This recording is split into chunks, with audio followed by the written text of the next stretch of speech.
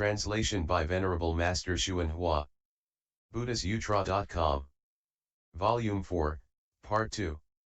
She and Rahula's mother, Yashodhara, both became aware of their past causes and knew that for several eons they had endured the suffering of greed and emotional love. Due to their single-mindedness they became permeated with the cultivation of non-outflow goodness. They were both freed from their bonds and received predictions. Why, then, do you cheat yourself and still remain caught up in looking and listening? When Ananda and the great assembly heard the Buddha's instruction, their doubts and delusions were dispelled. Their minds awakened to the ultimate reality.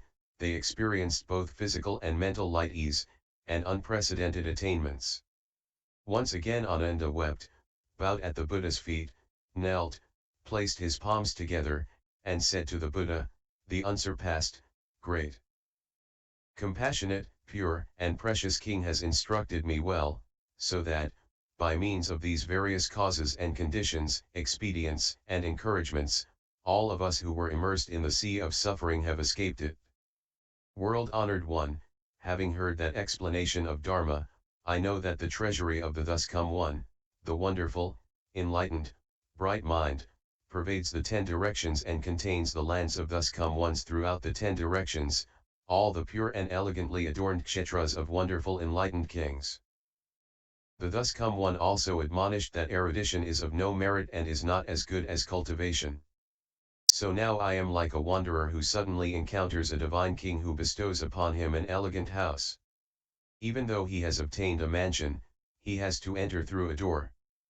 I only hope the thus come one will not withhold his great compassion in instructing those of us in the assembly who are covered by darkness, so that we may renounce the small vehicle and attain at last the thus come one's nirvana without residue, the fundamental path of resolve.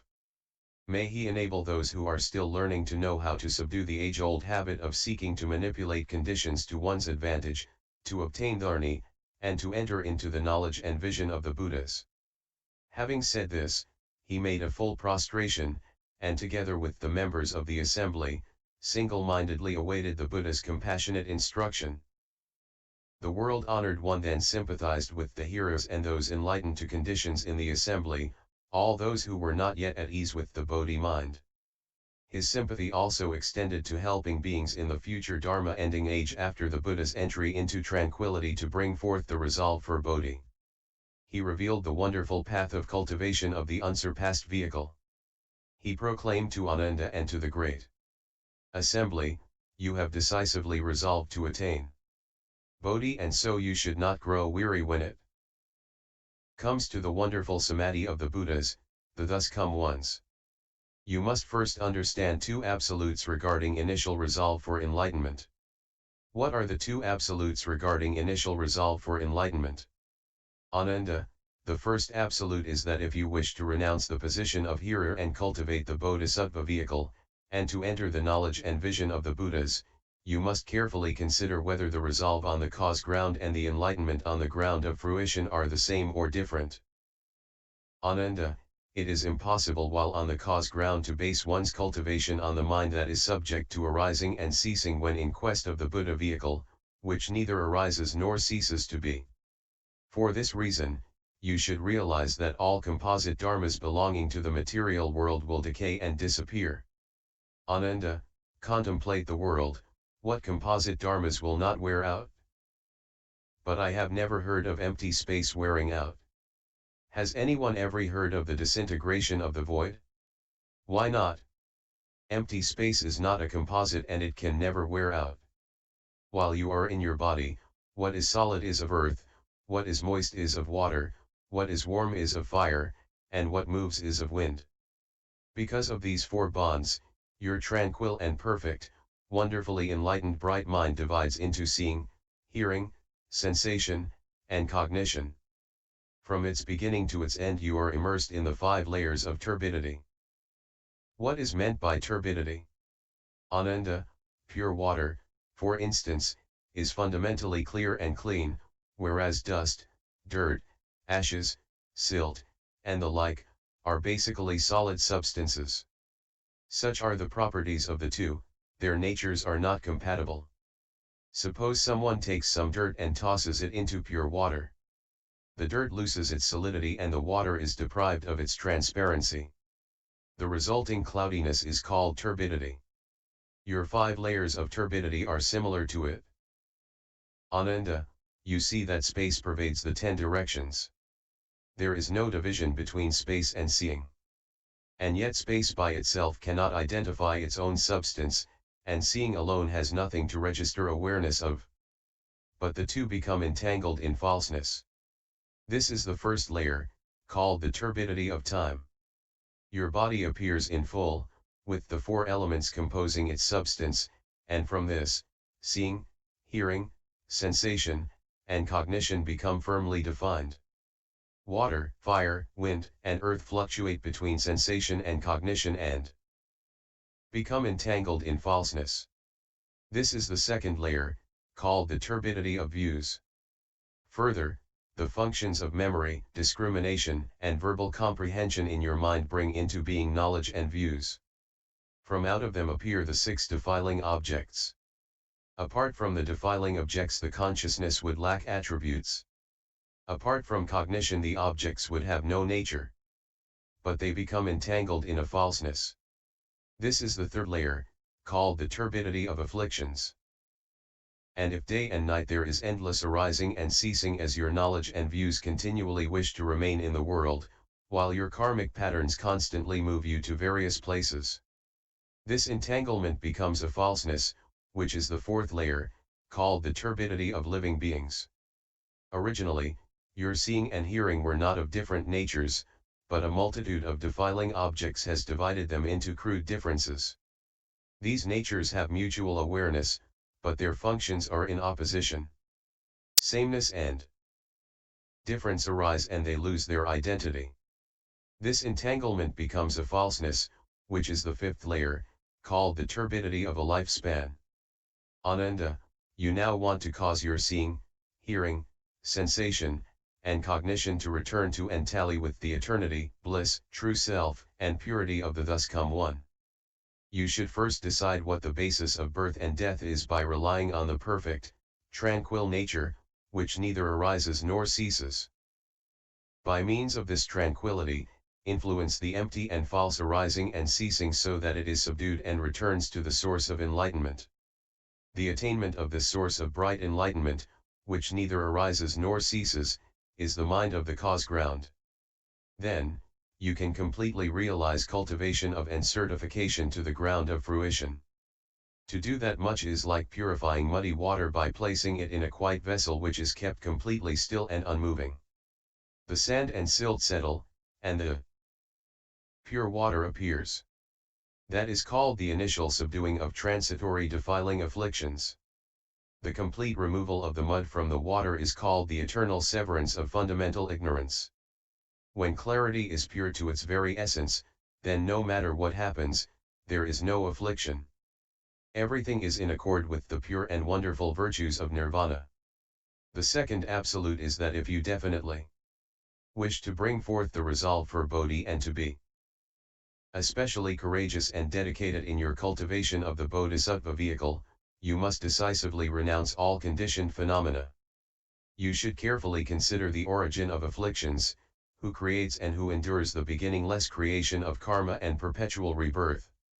Ananda, if in your cultivation of Bodhi you do not carefully consider the origin of affliction, you cannot realize where the location of the upside-downness of the empty and false sense organs and sense objects is.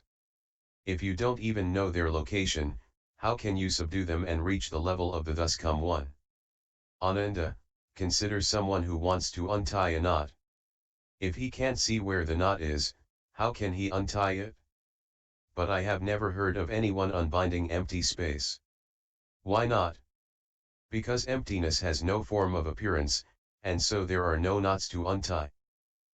But now your visible eyes, ears, nose, and tongue, as well as your body and mind are like 6 thieving matchmakers who plunder the jewels of your own household.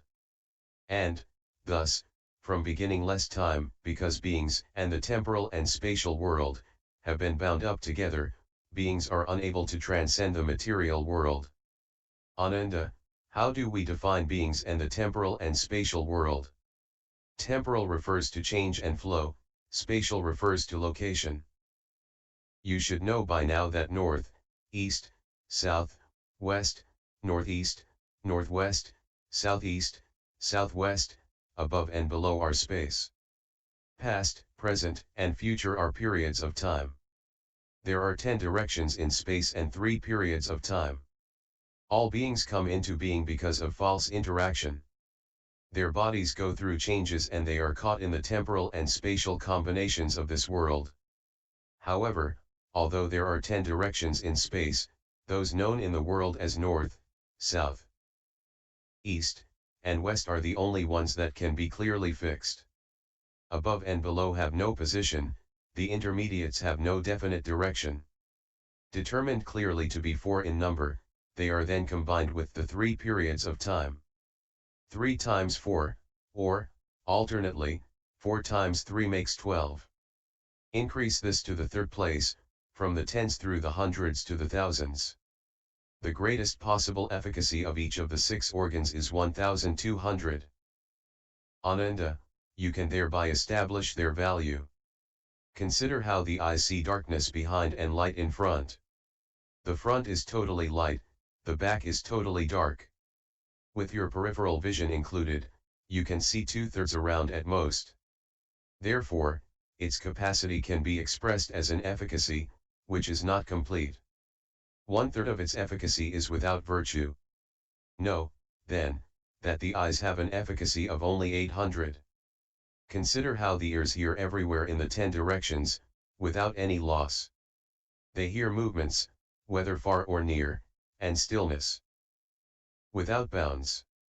Know, then, that the organ of hearing is complete with the efficacy of 1200. Consider how the nose smells odors with each inhalation and exhalation of the breath. It is deficient at the point between the inhalation and exhalation. The organ of smell can be considered to be deficient by 1/3. Know, then, that the nose has an efficacy of only 800. Consider how the tongue can proclaim the entirety of worldly and transcendental wisdom.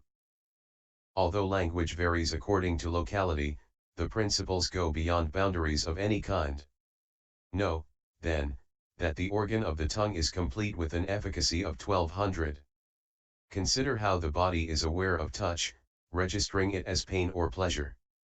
When it makes contact, it is aware of the thing touched. When is isolation, it has no tactile knowledge of other things. Isolation has a single and contact has a dual aspect. The organ of the body can be considered as deficient by 1/3. Know, then, that the body has an efficacy of only 800. Consider how the mind silently includes all worldly and transcendental dharmas of the 10 directions and 3 periods of time. Regardless of whether it be sagely or ordinary, everything is included in its boundlessness. Know, then, that the organ of the mind is complete with an efficacy of 1200. Ananda, now you wish to oppose the flow of desire that leads to birth and death. You should turn back the flow of the organs to reach a state of neither arising nor ceasing. You should investigate all of the 6 functioning organs to see which are uniting, which are isolated, which are deep, which are shallow, which will penetrate perfectly, and which are not perfect. If you can realize which organ penetrates perfectly, you can thereupon reverse the flow of its beginningless involvement in false karma and follow that to perfect penetration. The difference between that and an organ which is not perfect is like the difference between a day and an eon. I have now revealed to you the fundamental efficacy of the tranquil perfect brightness of these 6. This is what the numbers are. It is up to you to select which one to enter. I will explain more to aid your progress in that. The thus come ones of the 10 directions, cultivating by means of one or another of the 18 realms, attained perfect, unsurpassed Bodhi. For them, any of those 18 were generally adequate. But you are at an inferior level and are not yet able to perfect comfortable wisdom among them. Therefore, I shall give you an explanation, so that you will be able to enter deeply into the door. Enter one without falseness, and the 6 sense organs will be simultaneously pure. Ananda said to the Buddha, world honored. 1. How do we oppose the flow, enter deeply into one door, and cause the 6 organs to simultaneously become pure? The Buddha told Ananda, you have already obtained the fruition of Asrodapana. You have already put an end to the viewed illusions that living beings in the 3 realms possess, but you do not yet know that your organs have accumulated habits that are without beginning. The severing of these habits must be done through cultivation, including the numerous subtleties of their arising, dwelling, changing, and ceasing. You should now contemplate the 6 organs further. Are they 1 or 6? Ananda, if you say they are 1, why can't the ears see? Why can't the eyes hear? Why can't the head walk? Why can't the feet talk? If the 6 organs are definitely 6, then as I now explain this subtle, wonderful Dharma door for you in this assembly, which of your 6 organs is receiving it? Ananda said, I hear it with my ears. The Buddha said, your ears hear by themselves. What, then, does that have to do with your body and mouth? And yet you ask about the principles with your mouth, and your body displays veneration. Therefore, you should know that if they are not 1, then they are 6. And if they are not 6, they must be 1. But you can't say that your organs are basically 1 and 6. Ananda, you should know that these organs are neither 1 nor 6. It is from being upside down and sinking into involvements throughout time without beginning that the theory of 1 and 6 has become established. As Asrodapana, you have dissolved the 6, but you still have not done away with the 1. That is like filling emptiness into differently shaped vessels and then saying that emptiness is whatever shape the vessel is. And then, upon getting rid of the vessels, looking at emptiness and saying it is all the same. How can emptiness become the same or different at your convenience? Even less can you call it 1 or not 1. You should understand that the 6 receptive functioning organs are the same way. Seeing occurs because the 2 attributes of darkness and light and their like firmly adhere to quietude in what originally was wonderful perfection. The essence of seeing reflects form and combines with forms to become an organ. This organ, which was originally the 4 pure elements, is called an eye and is shaped like a grape. Of the 4 defiling objects that the sense organs located in the head pursue, this one races out after form. Hearing occurs because the 2 reverberations of movement and stillness and their like firmly adhere to quietude in what originally was wonderful perfection. The essence of hearing reflects sound and resounds with it to become the organ of the ear. The primal composition of the ear organ is the purely defined 4 elements. Those portions we call the ears are shaped like fresh curled leaves. Of the 4 defiling objects that the sense organs pursue, this one is loosed upon sound. Smelling occurs because the 2 appearances of penetration and obstruction and their like firmly adhere to tranquility in what originally was wonderful perfection. The essence of smelling reflects the sense and takes in sense to become the organ of the nose. The primal composition of the nose organ is the purely defined 4 elements. That portion we call the nose is shaped like a double hanging claw. Of the 4 defiling objects that the sense organs pursue, this one probes out after sense. Tasting occurs because the 2 blends of blandness and variety of flavor, and their like firmly adhere to quietude in what originally was wonderful perfection. The essence of tasting reflects flavors and becomes entwined with flavors to become the organ of the tongue. The primal composition of the tongue organ is in the purely defined 4 elements. That portion we call the tongue is shaped like a crescent moon. Of the